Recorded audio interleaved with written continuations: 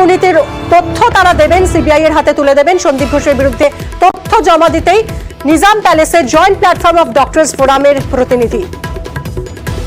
জি কর মেডিকেল কলেজে অধ্যক্ষ থাকাকালীন সন্দীপ ঘোষের মদতে গড়ে ওঠা ক্যাফেটেরিয়া স্ক্র্যাপ ম্যাটেরিয়ালের ক্ষেত্রে দুর্নীতি হয়, ব্যাপক দুর্নীতির অভিযোগ ওঠে। চিকিৎসায় ব্যবহৃত বিভিন্ন সরঞ্জামের ক্ষেত্রেও দুর্নীতির অভিযোগ উঠেছে এবং এর আগেও একাধিকবার বিভিন্ন ডাক্তার সংগঠনের তরফ থেকে বিভিন্ন জায়গায় অভিযোগ জানানো হয়েছে। সেই অভিযোগপত্রগুলো এই নথির মধ্যে রয়েছে। নিজাম প্যালেসে সেই সমস্ত নথি নিয়েই পৌঁছে গেছেন প্ল্যাটফর্ম অফ ডক্টরস ফোরামের প্রতিনিধি। জয়েন্ট প্ল্যাটফর্ম অফ ডক্টরস ফোরামের প্রতিনিধি পৌঁছেছেন নিজামে। রৌনক আমাদের প্রতিনিধির সঙ্গে আরো কথা বলবো। রৌনক, এই যে তথ্যগুলো তুলে দিতে চাইছেন জয়েন্ট প্ল্যাটফর্ম অফ ডক্টরস ফোরামের প্রতিনিধি, ঠিক কি কি রয়েছে, কি উদ্দেশ্য তাদের?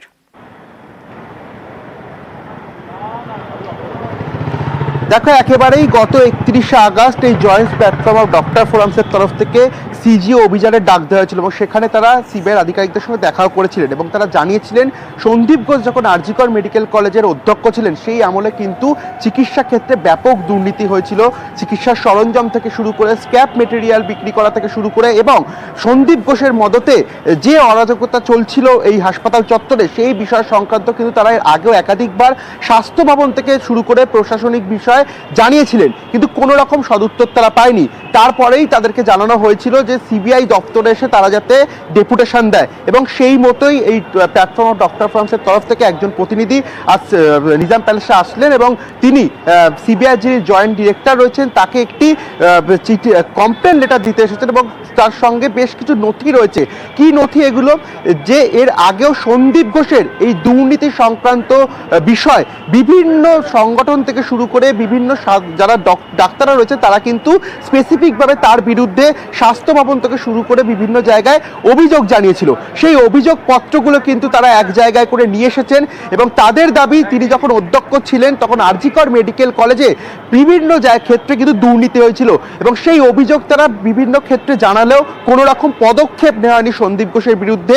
যাতে তার বিরুদ্ধে পদক্ষেপ নেওয়া সেই কারণেই তারা গত 31শে আগস্ট সিজিও অভিযানের ডাক দিয়েছিল এবং সেই মতোই একজন প্রতিনিধি আজকে নিজাম প্যালেসে এলেন এবং সন্দীপ ঘোষের বিরুদ্ধে যে দুর্নীতির তথ্য সেই তথ্য কিন্তু তিনি আজকে নিয়ে এসেছেন এবং একাধিক নথি আজকে নিজাম প্যালেসে যে সিবিআই জয়েন্ট ডিরেক্টর রয়েছেন তার কাছে জমা দেওয়ার কথা রয়েছে। মিমি, ধন্যবাদ। রৌনক,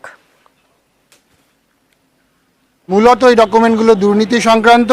সন্দীপ ঘোষ এবং জি কর মেডিকেল কলেজে ওনার যেসব ইরেগুলারিটিসগুলো ছিল, অভিযোগগুলো ক্যাফেটেরিয়া, স্ক্র্যাপ মেটেরিয়াল, ওষুধপত্র কেনা, পরীক্ষায় ওনার সাঙ্গপাঙ্গদের অন্যান্য চিকিৎসকদের ভয় দেখানো, সেগুলো সমস্ত কম্পাইল করা আছে। এতদিন কোনো ব্যবস্থা স্বাস্থ্য ভবন থেকে নেওয়া হয়নি। স্বাস্থ্য ভবনের হাত নিশ্চয়ই তার মাথার উপরে ছিল। সময় মতো ব্যবস্থা নিলে আজকে এই দিন আমাদের দেখতে হতো না।